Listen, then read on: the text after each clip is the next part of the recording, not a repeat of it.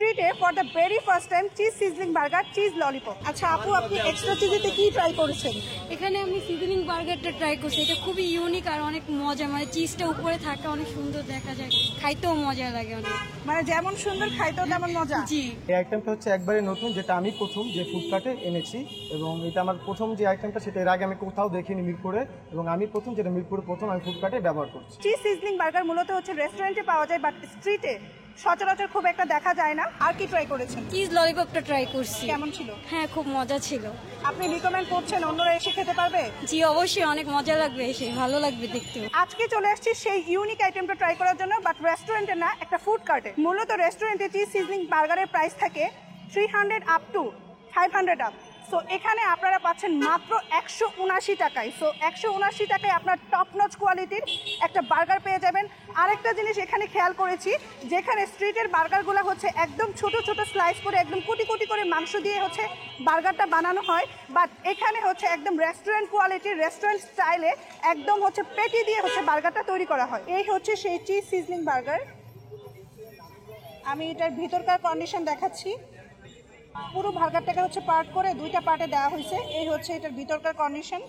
ভিতরে হচ্ছে এরকম পেটি পাবেন, আস্ত পেটি, শসা, লেটুস পাতা, অ্যাজ ইউজুয়াল বার্গার যেরকম ভিতরে হয় সেরকমই, বাট স্ট্রিটে হচ্ছে কুটি কুটি করে হচ্ছে মাংস দেওয়া থাকে। সেই জায়গায় আপনারা হচ্ছে এখানে একদম হচ্ছে আস্ত পেটিওয়ালা বার্গার পেয়ে যাবেন। বিসমিল্লাহ।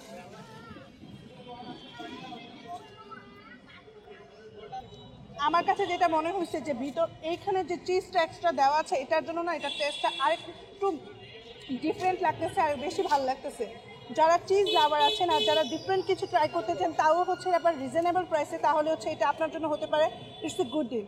বিং অনেস্ট, এখানে আপনারা দেখতে পাচ্ছেন যে এটা পুরোটা আমার কাছে চিজ মনে হচ্ছে না, কিছু কর্নফ্লাওয়ারের মিশ্রণও থাকতে পারে, but test is really good. এক কথায় বলতে গেলে রেস্টুরেন্টে যে আমরা পেটি বার্গারগুলো হাই প্রাইসে খাই, সেটা আপনি হচ্ছে রিজনেবল প্রাইসে এখানে খেতে পাচ্ছেন।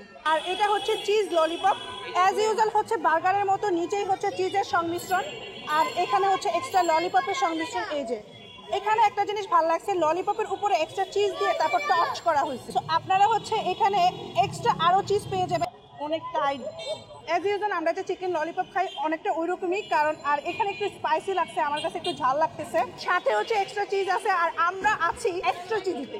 অ্যাজ ইউজুয়াল চিকেন ললিপপের সাথে আপনারা পাচ্ছেন এক্সট্রা চিজ, আর এক্সট্রা চিজ খেতে হলে আসতে হবে কোথায়? এক্সট্রা চিজ দিতে। পার্সোনালি হচ্ছে আমার কাছে ললিপপগুলো না এমনিতেই ভাল লাগে, চিজ দিয়ে আমার কাছে এমন ভাল লাগে না, বাট যারা হচ্ছে এক্সট্রা চিজ পছন্দ করেন তারা ডেফিনেটলি ট্রাই করতে পারেন। বাই দ্য ওয়ে, ফুডকার্টটির নাম হচ্ছে এক্সট্রা চিজি। এটার লোকেশন হচ্ছে মিরপুর ঈদগাহ মাঠ। এই হচ্ছে ঈদগাহ মাঠ, ঠিক ঈদগাহ মাঠের উত্তর পাশে। আরও যদি সহজ করে বলি তাহলে হচ্ছে টাইটানিক রুফটপের ঠিক অপোজিটে। তো আজকে এই পর্যন্তই। সবাই ভালো থাকবেন, সুস্থ থাকবেন, পরিক্রাসের পাশেই থাকবেন। আল্লাহ হাফেজ।